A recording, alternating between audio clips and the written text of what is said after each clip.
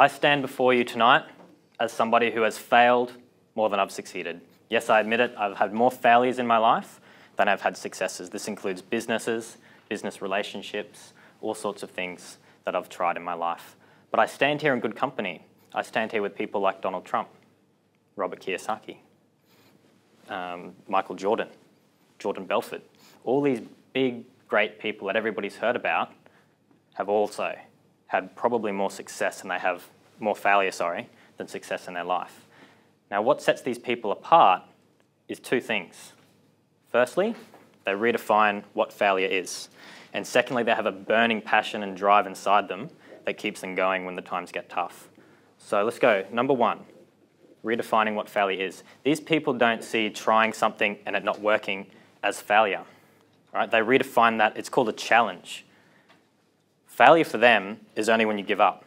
If you try something, it doesn't succeed, and you throw in the towel, you tap out.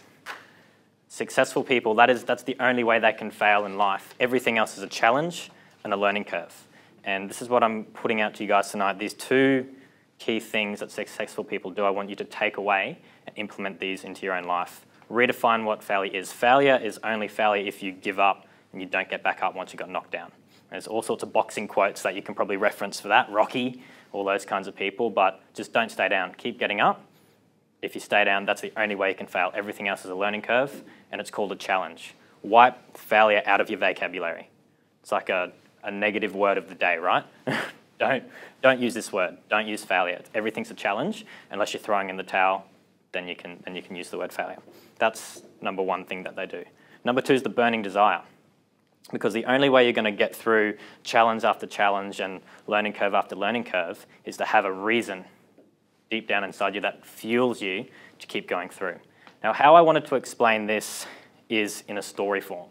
Now, I don't want to take any of the thunder of the people that I mentioned earlier. You can go read their biographies and they'll explain to you all of the big challenges and learning curves that they went through. So I'm going to give you my little biography in the form of a story. So work with me here. Picture this. You come to a road. There's two paths. One path is a nice straight highway, no curves, it's paved, there's lights, some nice trees, kind of Miami feel to it, nice and easy, right? The other path is a treacherous mountain road with all sorts of howling beasts awaiting you as you go down the path. When I was very young, I came to this fork in the road. On my right, I had the highway to mediocrity. On the left, I had the mountain path to success.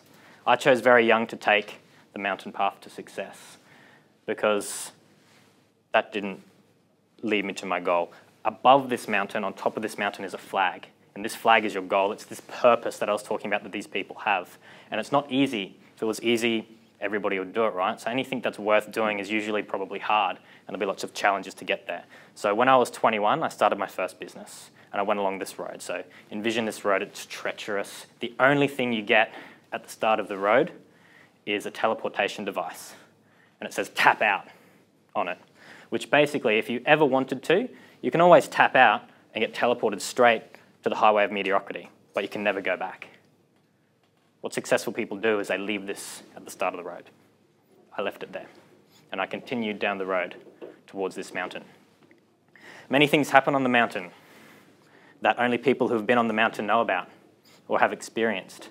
The first was a storm. A storm. Actually, no, the first was you start with nothing apart from this teleportation device. Let's rewind. You start with nothing. Maybe you're wearing a leaf, you know? You have to learn to hunt and gather and find things and fend for yourself and make shelter.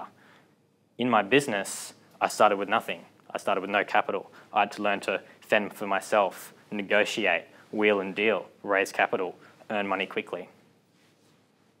The second thing that happened on the mountain, my path, as I moved along, I learned how to build stuff out of leaves and make tools out of rocks, and in business as well. The next thing that hit was a big storm. Big storm blew over, washed away a lot of my resources. I had to hide, I had to take shelter, I had to put myself away. It was a big storm, weeks and weeks, months even, you know, and learn to ration and keep myself safe. This was the GFC. When the GFC hit, a lot of my clients got washed away. A lot of my resources got washed away. A lot of my opportunities got washed away. After the storm, I learned some great lessons. I then climbed up the mountain further. After the storm, there was lots of leeches. Had leeches sticking to me because I just walked through mud. I wouldn't look. I didn't know how to avoid the leeches. The leeches in business were the staff members that didn't turn up on time, were the business partners that weren't pulling their weight, were the clients that were a pain in the backside. And I had to learn how to identify how to get around these people, how to avoid leeches in my life and in my business life, and how to get rid of them too.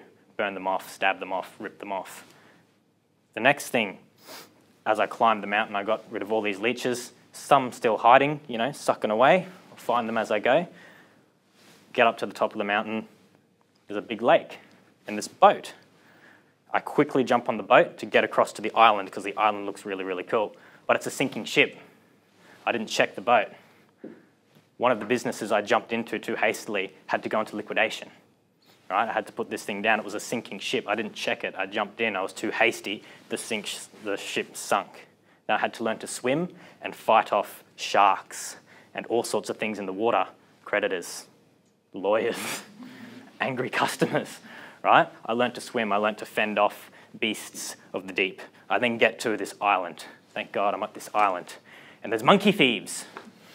Monkey thieves full of fleas and parasites and rabies. Right? This is a bad business partner I found on the island, distracting me whilst stealing my stuff, giving me fleas and rabies.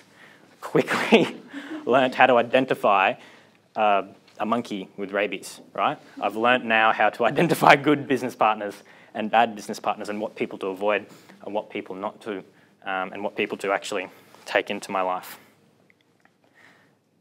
I'm now ready to get off this island, right? So I've started swimming because I've learned how to swim now and how to fend people off. I'm moving off this island, swimming to the shore to make up to the next summit. I'm still on my journey right now. I haven't reached the summit. I've got some pretty hefty goals that I'm moving towards, but I've learnt a lot on my mountain journey, and I'm so glad that I've left my tap out button for the highway of mediocrity behind me. So what I want you to take away tonight, two things I mentioned earlier.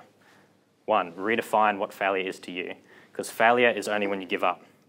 I gave myself no option to give up. My tap out button, I left back at the start of the path. Number two, always learn from your mistakes. So every lesson that I went through, every challenge I was able to get through that, A, by taking it as a learning curve, and B, by going back inside myself and thinking about my vision and my purpose in life. If I didn't have that, I would have gone down with the boat. I would have died in the storm. I would have, I don't know, got rabies and died on the island. The thing that kept me going is I've got a purpose in life. And every successful person that I've read about or I've met says that this is the number one thing. It's tenacity. You need to be able to keep going when the times get tough. And the only way you can do that is to know what your purpose and your vision is in life. If you can do that, and you can look at every opportunity as a learning curve, not a failure, it's a challenge, you can achieve whatever you want to achieve in life. Thank you.